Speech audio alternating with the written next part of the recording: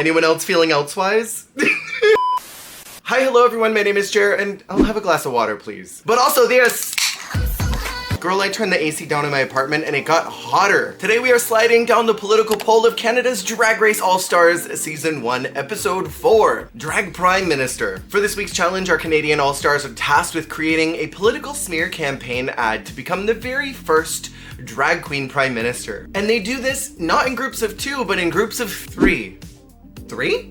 I feel like that complicated things unnecessarily. Preface, I do not like duo top 6 challenges. I feel like it always sets up the queens for bad things to happen next. However, in a challenge of this nature where you're smearing your opponent, similar to what they did in Season 8 and Season 18 of US Drag Race, I think it's pretty critical to only have one person that you're paired with so that it doesn't muddy the waters too much. Having a third, I think, overcomplicated the challenge and I think made it difficult for me as an audience member to track what each one of the campaigns were about, because they're not only having to juggle their smears against one person, but now there's a second person involved. And I think it would have been more effective with just 2. And on the runway, the queens have to present their best lavender looks. As a color nerd, I loved this prompt, but I kind of wish that it had been used in the girl group episode because there was a blue team and a red team. Blue and red make purple. And then they could have swapped that runway theme into this one because campaign. Don't boo me. The story beats this week were utter perfection and I was getting my entire life in those last 8 minutes of the episode. This was the most gag-worthy TV that has ever happened on Canada's Drag Race and I am so glad that the All-Stars queens are bringing that drama. I was kicking in my seat getting my mother life. The mini challenge this week was a riff off of classic Canada's Drag Race design challenges where they have to essentially make fun of some of the old looks that have walked down the runway. And honestly, I would have wanted the Melinda Verga Vivienne Westwood inspiration because that one has the most inherent comedy built into it. There's so much material that Melinda gave to the camera that day, and Aurora did a great job playing off of that moment. And the irony of Nira getting Amy Yonce's outfit after she tore her up in that come through lip sync. Chef's kiss. And keep an eye out because Canada's Drag Race Season 4 is the next season we're covering on my Drag Race podcast on the weekend. There's also something very fun that's coming up too, an interview with a winner, perhaps. Keep an eye out. And I'm glad that Miss Mosu got a shout out in the mini as well. She is mandatory diva worship in my house. Love Miss Mosu. And I hope that we'll see her in Season 2 of All Stars or representing Canada in Versus the World. So let's get into my rankings where I factored in all the key components to this challenge. They were meant to be compelling, yes, to sway the audience, yeah, to get votes, but they're also meant to be humorous. They're meant to be reading each other. They're meant to be improvising and sharing their personal brands. This is a huge challenge wrapped into one. And so all of my reservations from last week were totally quelled. This took the very best parts of the prior American political challenges and refined them into one cohesive package. And as always, my scoreboard will be available for free on Patreon. If you would like to support that page while you're there, you're more than welcome to. It would help me. I have to preface my rankings by saying I don't think anyone did absolutely terrible. I think they were just levels of better. My bottom placement I don't think did good. So in my 6th position is Aurora Matrix. Aurora starts out the runway with this sick cat makeup and prosthetic work that I think looked amazing, but I was left with a bit of confusion between the assignment of lavender and a cat. Maybe there's some deep, rich story that I missed. It was giving when Luna Dubois wanted to do that Tony the Tiger cat for her, what was it, Topaz? And it was just like I wanted to do this. Like, okay, work, diva. For my personal taste, I do not enjoy how the corset cups in the front. It's a bit displeasing to my eyes, and I think that could have been a little tighter, especially since there are no breasts, boobs, or jugs underneath the look. And while I don't want to police anybody's drag or anybody's bodies, I think that if you're going to do a breast shape and have a bulge for boobs, there should be something there. Otherwise, just keep that close to your body. That's a personal preference of mine. I think if we're going for illusion, go full fantasy on it. I do like the lusciousness of this look with the foxtails. I find it to be simple, but very cute. And then for her political challenge, I was confused on the branding of it all. When I think of Aurora, I think a fierce dancer, a fierce lip syncer, proud, of her Chinese heritage. Red member of the Powderpuff Girls. I have never thought about her as a body hip pad queen, so even if she does padding Monday to Friday, I've never thought about that as her personal branding. So I didn't quite understand where she was coming from by making that the focal point of her smear campaigns. And really, there's not a lot to read about either Michaela or Nira, and that's the problem with this team. They're all kind of equally yoked with their abilities and their skill sets, the lanes they stay in and their overall drag skills. Perhaps she could have taken a couple digs about them not being prepared for All-Stars, that Michaela and Nira didn't even bother to learn how to use a sewing machine, so how could they possibly be the Prime Minister? How will they prepare for caucus? Caucus is a thing in Canada. Cock is, that was improv, Steve cut that, but really I couldn't toast a piece of bread with the heat that Aurora was putting on either one of them. Also, why was Michaela possessed by a demon? I was lost, and there was no map to help me find the right way out. In my 5th position is Tiffany and Co. Tiffany took us on this gorgeous path for her lavender runway, highlighting her Vietnamese pride. She said she was going for a traditional ao dai wedding dress, and I love the flow, the drape, these eye-catching moments of it, but I was getting Marsha P. Johnson down from the general styling, the floral headpiece and all of that. She looks gorgeous. This entire ensemble is a slay. But in the challenge, she's giving just as much, if not more, confusion than Aurora was. Listen, no judgment, but does she have IBS or something? Was it a bad taco night at the studio? Was she trying to give us some insight to her personal struggles that day? Why was this campaign about poo when she wasn't talking about poo-doo-doo-doo? Poo.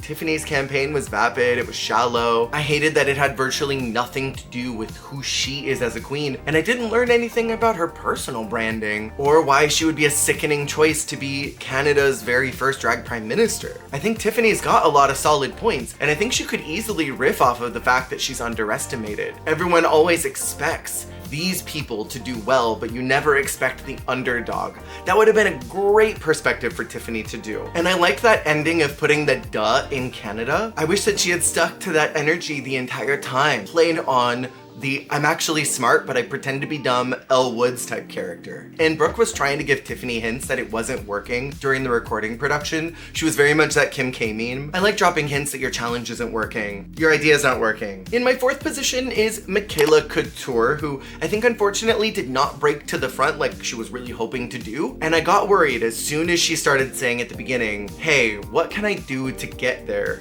I feel like I'm fading in the background. That is the worst thing to manifest for yourself. Michaela was feeling the pressure this week, and I feel for her. It's tough when you get this far in a competition and you still haven't broken through to the front, and it's like, what more can I do? On the runway, she was bringing us to Broadway. She says giving us a showgirl, giving us body, giving us glam. The scale of this look is super cool because we haven't seen Michaela in something like this grandiose before. I like the mix of textures of the feathers, the glitter, the stones. Michaela looks sexy. I think it's a good shape for her. I would love to see this in more colors. The only thing I don't live for are the slits on the side. I wish that those were beads or chains or something, not just slits with stoning. In the campaign, she took a major backseat to the success of her partners, and that was her downfall. The jokes that both Nira and Aurora had in her video massively outshined Michaela, and Nira knew that she had to make it to the front of the pack this week, and she was hamming it up. And I think allowing other people to shine before you is not good for your goal of trying to stand out in the pack and not fade to the background. I don't think she hit any particularly great marks with personal branding, comedy, or roasting, but Michaela is charming and charismatic. That is completely undeniable. So it's hard for me to be unbiased here and put her any lower because I just think that she's got this it factor of charisma, and she is so damn likable to me. In my 3rd position is Sammy Landry, who was almost lower based on her runway presentation. It doesn't have perspective in my opinion. The impact is lacking. I don't understand why it's early 2000s nightwear in a decom. It's kind of fun and avant-garde and camp, but it's just not for me. I don't like it.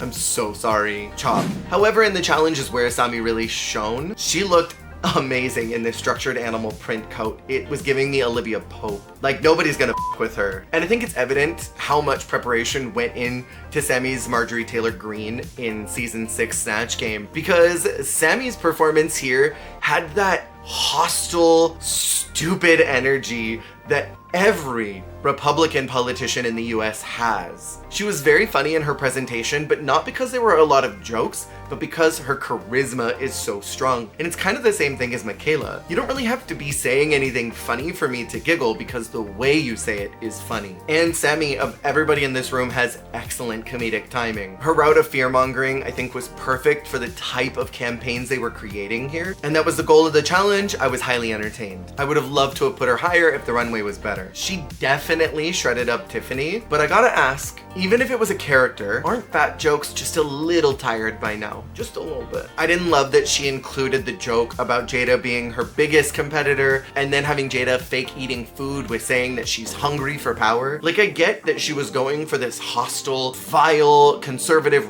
alt-right person. I just feel like there's smarter jokes that you can make without having to talk about somebody's size. You could make that joke even about her ego, and you could even do some type of bait and switch of my biggest competitor is Jada's ego, and then quickly wander away from that joke to something else that's just as effective and hard-hitting. But I did think that Sammy was fun to watch. In my second position is Jada Shada Hudson, who keeps landing very high in my rankings because Jada is damn good at Drag Race. On the runway, I am into this look. It's a lot, but I'm obsessed. It's Club Kid meets Showgirl, and even though it quite literally has everything on it and more, I don't mind how overboard it is. My only note is that we've seen a lot of corsets this season on Jada. I would love to see a look that doesn't feature a corset over a dress. Just one. The look overall is a slay. In the challenge, I was locked in from the intro. What's goody, Canada? Even if that was a line that was fed to her by Brooke, it's still effective branding. She committed to that brand flawlessly. And like I've said many times before, Jada is charismatic as hell, and that's a lot of this group. Her jokes were maybe a bit tepid, and I didn't quite understand why it ended in violence of her choking out her competitors. I really love Jada, and I think she's gonna keep doing well. And then in my number one position, my pick to win this whole thing at this point, because of the storyline of it all, is Nira Nuff. At this point, I want Nira and Aurora at the top two, and I wanted a double crown. I don't care. Nira was everything to me this week. She has finally picked up that this is all a social game and how critical it is to pay attention to those social elements. She's recognized that Aurora has not had her back, and even though there's a reason for that, Nira exposed their alliance in week one.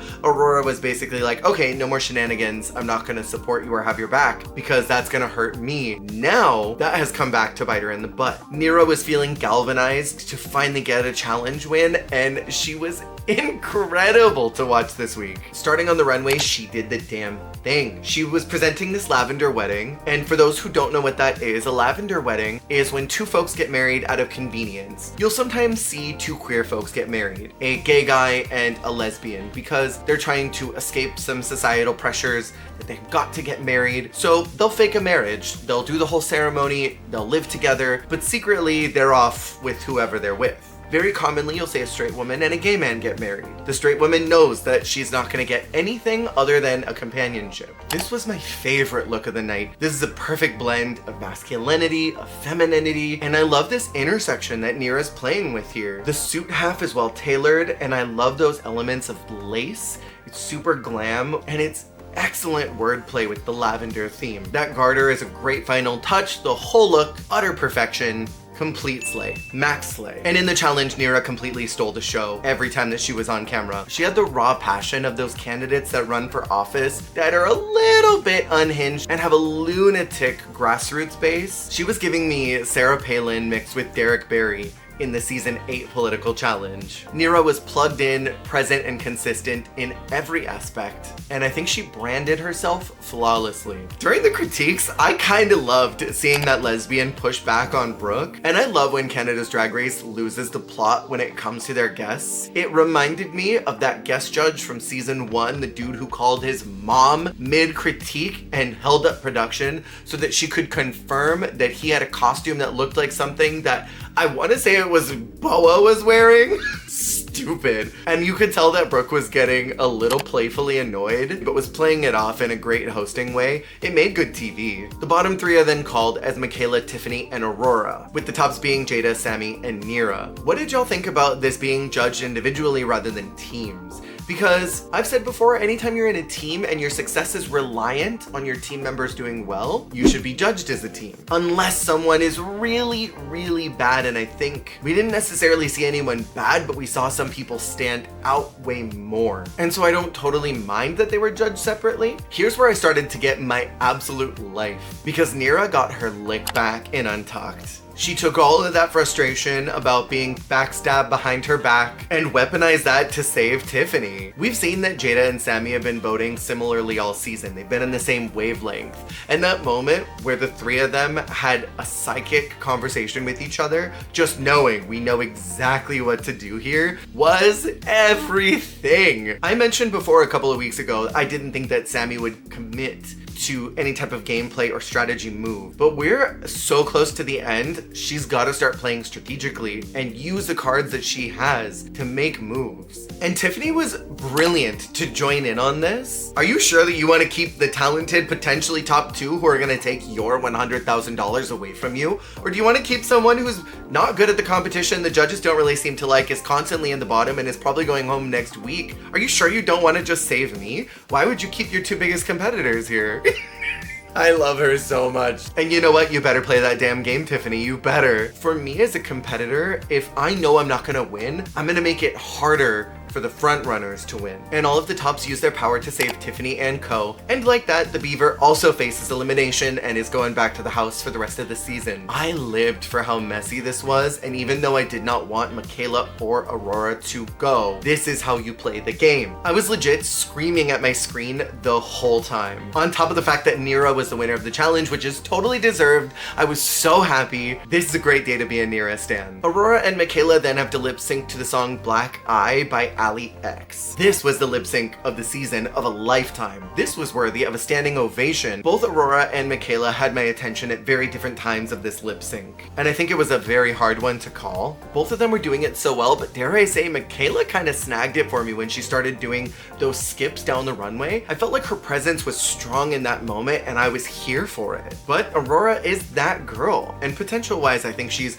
more ready to take the crown than Michaela is. This lip sync was amazing. I cannot wait to see videos of the two of them touring with this. Aurora is then called safe, which I agree with, but it's also a bummer because I love Michaela Couture and I'm sad to see her go. And Michaela left in very good spirits, but I got the sense that it was smile or I'm gonna cry. And you could tell in that very last shot that the tears were just rolling down her face, but she was smiling through it. She probably went immediately backstage and scream cried.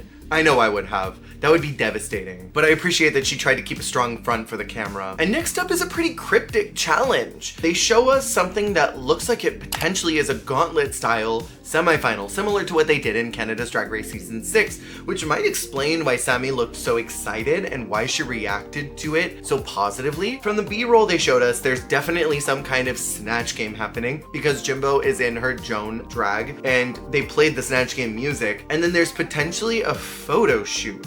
I cannot wait to see what happens. But I think the writing is on the wall for Tiffany. She doesn't have wins. She's been consistently in the bottom. The judges do not seem to be connecting with her very much. And I think the sands in the hourglass are running thin for her. What did y'all think about the episode this week? Let me know in the comments below. Make sure to subscribe if you haven't already, and I will see y'all on the flip. So if I vote for you, I get to poo quicker?